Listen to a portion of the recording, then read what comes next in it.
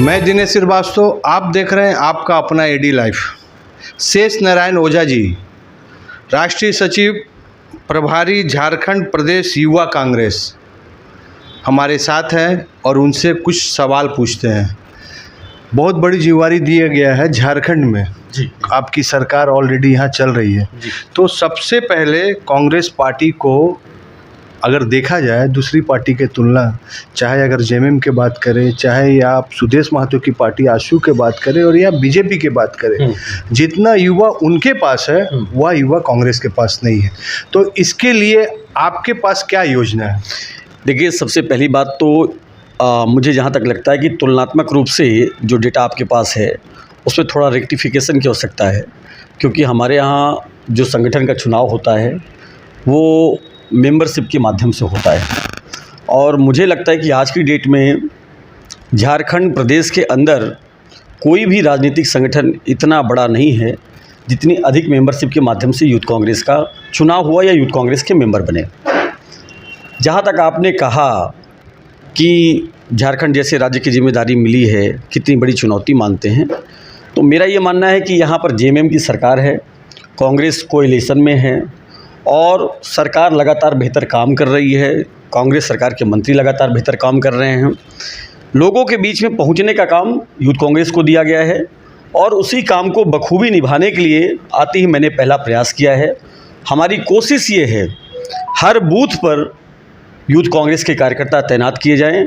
इसके लिए हमने एक कार्यक्रम भी चलाया है जिसका नाम है एक बूथ 5 यूथ। इसके माध्यम से हर बूथ पर हम अपने कार्यकर्ता तैयार करेंगे। उन कार्यकर्ताओं के माध्यम से जो उनके आसपास पड़ोस के, गांव के, मोहल्ले के लोगों की तकलीफ़ें हैं, उन तकलीफ़ों की समस्याओं का निवारण कराने के लिए हम खुद एक एक्टिविस्ट के रूप में काम करेंगे। साथ ही जिन तकलीफ़ों का समाधान ब्लॉक लेवल पे नहीं हो सकता उनको विधानसभा लेवल, मतलब आप समझिए तहसील लेवल पर ले जाने का काम करेंगे। वहाँ नहीं हो रहा है, जिले लेवल पे ले जाने का काम करेंगे। जिले पे भी नहीं हो रहा है तो प्रदेश स्तर तक जो हमारा संगठन है उसके माध्यम से हम उनके कामों को कराने के लिए प्रयास करेंगे। ऐसा एक स्ट्रक्चर हम डेवलप कर रहे हैं जो हमारा भरोसा है कि आने वाले 1 से 2 महीने में आपको पूरे प्रदेश के अंदर गाँव-गाँव और वार्ड दिखाई पड़ेगा। पूर्वी सिंहभूम सरायकेला जिला, इधर आपका अगर चल जाते तो चगदरपुर, चाईबासा, कितने युवा को संगठन कोर में दिया गया है? देखिए, हमने अभी जो कमेटी का स्ट्रक्चर बनाया है उसमें हम ब्लॉक कमेटी पे 15 लोगों की टीम खड़ा कर रहे हैं, विधानसभा में 15 लोगों की टीम खड़ा कर रहे हैं, जमशेदपुर पूर्वी सिंहभूम जिले में है, उन सभी ब्लॉकों पे हमारी टीम खड़ी होगी। तो लगभग 350-400 के आसपास की टीम हमारी खड़ी होगी और ये सारे के सारे इनको बूथ आइडेंटिफाई किए जाएंगे कि बूथ वाइज आपको काम करना है। उन बूथों में जा करके ये काम करेंगे और संगठन को तैयार करने का काम करेंगे लोग। बात होती है कि इस राज्य में जाति समीकरण बहुत अधिक है।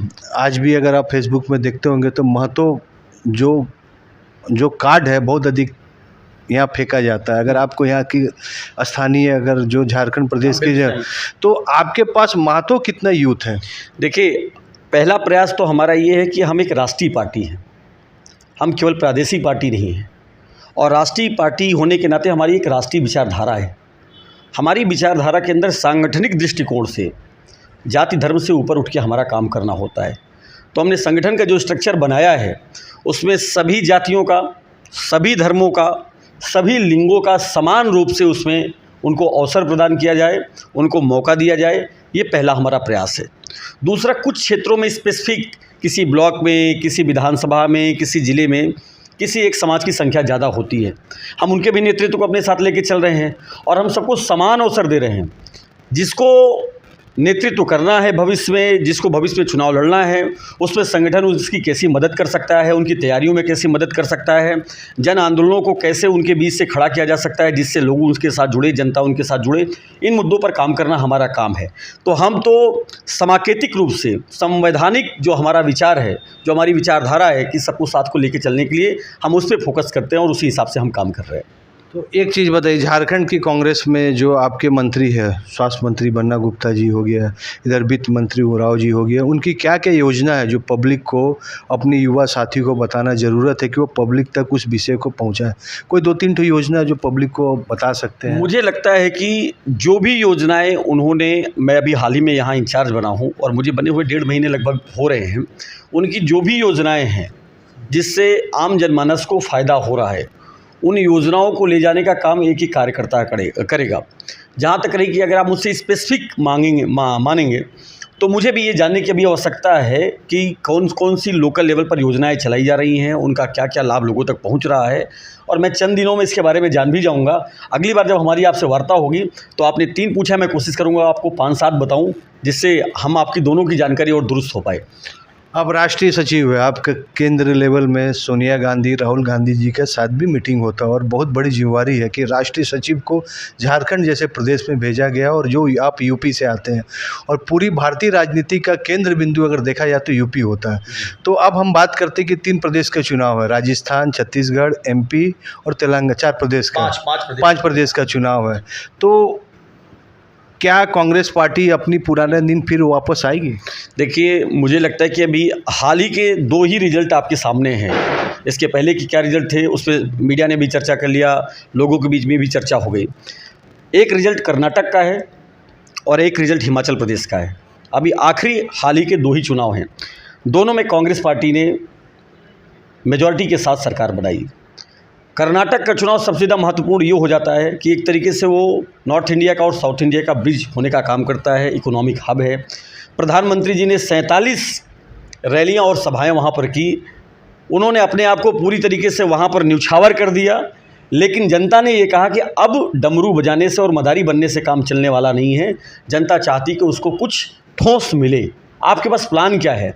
आपके पास प्लान है हिंदू मुसलमान, आपके पास प्लान है जाति से धर्म को लड़ाना, धर्म को जाति से लड़ाना, आपके पास धर्म है, आपके पास प्लान है भाई से भाई को लड़ाना। आपने विकास की बात कब की?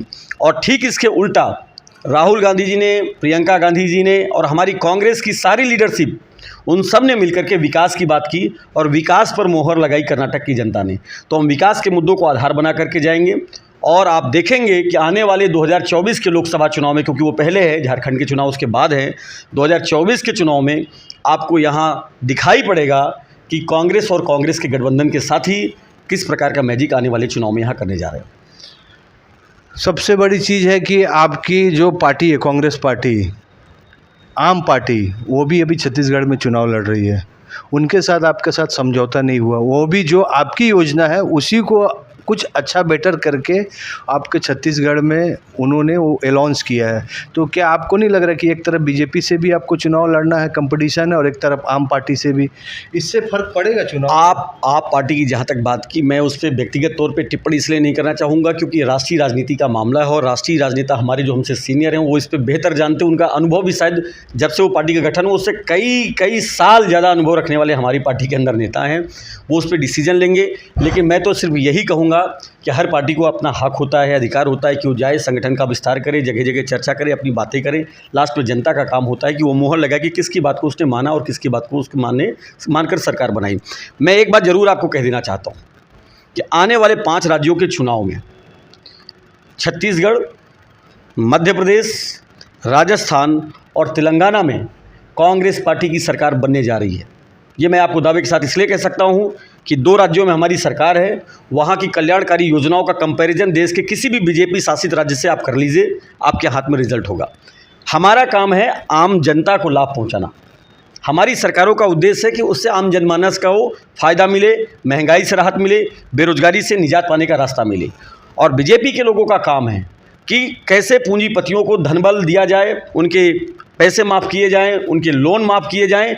उनके एजेंडे में गरीब किसान, नौजवान नहीं है। हमारे एजेंडे में गरीब किसान, नौजवान, महिलाएं सब शामिल हैं। इसलिए विकासोन्मुखी हम काम करते हैं। आप उसका उदाहरण छत्तीसगढ़ को उठा के देख लीजिए, राजस्थान को उठा के देख लीजिए। इवन 18 महीने की जब हमारी सरकार मध्य प्रदेश में भी थी तो भी हमने ऐसे ही काम किए थे। तो मुझे भरोसा है कि आने वाले 5 राज्यों के चुनाव में हम तेलंगाना को भी जीतने जा रहे हैं, छत्तीसगढ़ को भी जीतने जा रहे हैं, मध्य प्रदेश को भी जीतने जा रहे हैं और राजस्थान को भी जीतने जा रहे हैं। अब जीते तो जरूर है, लेकिन आपके विधायक मंत्री लास्ट टाइम में पाला बदल के उनके साथ चल जाते हैं। देश के लोगों ने ऐसा पहले कभी देखा नहीं था, क्योंकि MP में आपकी सरकार थी। देश के लोगों ने ऐसा पहले कभी देखा नहीं था, क्योंकि मुझे लगता है कि सब हमारे समाज के बीच में एक बात ये भी थी कि कुछ संस्कार होते हैं, राजनीति के भी कुछ संस्कार होते हैं। अटल बिहारी वाजपेयी जी की भी सरकार थी, सरकार उनकी गिर गई थी अल्पमत में होने के कारण, लेकिन उन्होंने कभी वो भ्रष्टतम रास्ता नहीं अपनाया जो भ्रष्टतम रास्ता आज के देश के प्रधानमंत्री नरेंद्र मोदी और अमित शाह के नेतृत्व में किया जा रहा है। लोकतंत्र को लूटने का, लोकतंत्र को खरीदने का, ये हमने भी कभी नहीं सोचा था, हमारी पार्टी के लोगों भी नहीं सोचा था, लेकिन उन्होंने सबसे गंदा काम किया। जिस लोकतंत्र को बचाने की लड़ाई अंग्रेज़ों से लड़ करके महात्मा गांधी जी ने इस देश को आज़ादी दिलाई, उसी लोकतंत्र को बेचने के, उसकी नीलामी करने का जो काम उन्होंने किया है, उसका भी जवाब जनता देगी। और शायद अगर प्रयास किया जाता तो मध्य प्रदेश में ऐसा भी हो सकता था कि हम भी विधायक खरीदते और सरकार बनाते, लेकिन हमारे नेताओं ने ये तय किया कि अगर कोई संविधान को, संवैधानिक मूल्यों को बेचना चाहता है, उनकी नीलामी करना चाहता है, उनको खरीदना चाहता है, हम उस कृत्य में शामिल नहीं होंगे। अगर आपने धोखे से, छल से सरकार को खरीदा है, आने वाले चुनाव में जनता आपको जवाब देगी। और आप सर्वे में भी देख लीजिए, मनोबल में भी देख लीजिए, लगातार अमित शाह जी रोज़ भाग रहे हैं मध्य प्रदेश इस समय, और उनके ही पार्टी के अंदर परेशान, हलाकान और तमाम प्रकार के नेताओं की रोज़ वीडियो आपको देखने को मिलती है। तो मुझे कहने के लिए कुछ नहीं है, जनता सब जानती है और जनता के जहन में सब कुछ बैठा है, रिजल्ट आपके सामने हो। चलिए, आप लोग जैसे कंपटीशन के पहले रनर तैयार होता ना, आप लोग रनर तो कर रहे, लेकिन रिजल्ट तो 2024 और विधानसभा में पता चल जाए कि कौन सरकार बना रही। अब सवाल होता है कि आप बहुत तेज तरार है, यूपी से है, इलाहाबाद से है, क्या आपके जैसे कोई महिला टीम नहीं थी कि जो झारखंड में महिला को कौन कौन को लाया गया अच्छे? आपको मैं बता दूं कि इसके पहले यहाँ इंचार्ज शशि सिंह थी, महिला ही थी।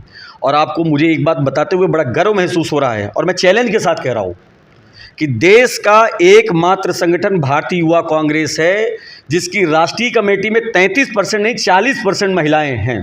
www.iyc.in हमारी वेबसाइट है, आप उस पर जाके चेक कर सकते हैं, आपको दिखाई पड़ेगा, सारा डेटा वहाँ पर होता है। तो ऐसा नहीं है, कई राज्यों की, दिल्ली जैसे प्रमुख राज्य में हमारी महिला वहाँ की इंचार्ज है। मैं कई राज्यों का नाम आपको गिना सकता हूँ। तेलंगाना जहाँ चुनाव है वहाँ सुरभि द्विवेदी जी इंचार्ज हैं, कई नाम मेरे पास ऐसे हैं। तो हमारा संगठन महिलाओं के साथ भी न्याय करता है, और हम ये मानते हैं कि आधी आबादी पूरा हक, अगर आधी आबादी है तो उनको पूरा हक मिलना चाहिए, और हम देने की कोशिश भी करते हैं, हमारे शीर्ष नेताओं ने किया भी है। लेकिन अगर मैं आपसे थोड़ा सा उल्टा क्वेश्चन पूछ लूं कि बीजेपी के बारे में भी एक बार सोच लीजिए, और संगठन के बीजेपी वाले बैठे तब तुमसे सवाल करें। अच्छा। आप तो बहुत शालीनता से बैठे, हम तो चाहते हैं कि बीजेपी के जो मंत्री है, विधायक हमारे साथ बैठे 1 to 1 उनसे, तो उनको भी कम से कम आप लोग जब मिलेंगे तो उनको बोलिए कि मीडिया के साथ बैठेंगे। जी बिल्कुल, आपने अगर कहा है हमें मिलेंगे तो हम तो कहेंगे, लेकिन मैं ये जानता हूँ बैठेंगे ही नहीं, क्योंकि उनके पास जवाब ही नहीं है इस चीज़ का। चलिए, अब बात होती है कि आपका जो चुनाव में आप लोग का भी राय क्या हाईकमांड लेगा जिस समय टिकट बंटवारा होगा, क्योंकि आप लोग तो अभी ग्राउंड में मेहनत कर रहे हैं, पार्टी को बूथ स्तर पर जा रहे हैं, तो जब टिकट की बंटवारा की टाइम होगी तो क्या पार्टी आप लोग से राय विचार करेगी? देखिए, हमारा मानना है कि हम कांग्रेस पार्टी के अनुसांगिक अंग हैं। अगर सलाह मांगी गई, मैं एक प्रश्न बस मैं 2 लाइन में ख़त्म कर दूंगा, और हमारा काम है ज़मीन पर उतर करके हमारी पार्टी जो आदेश देगी, जो काम देगी, उसको इम्प्लीमेंट करना।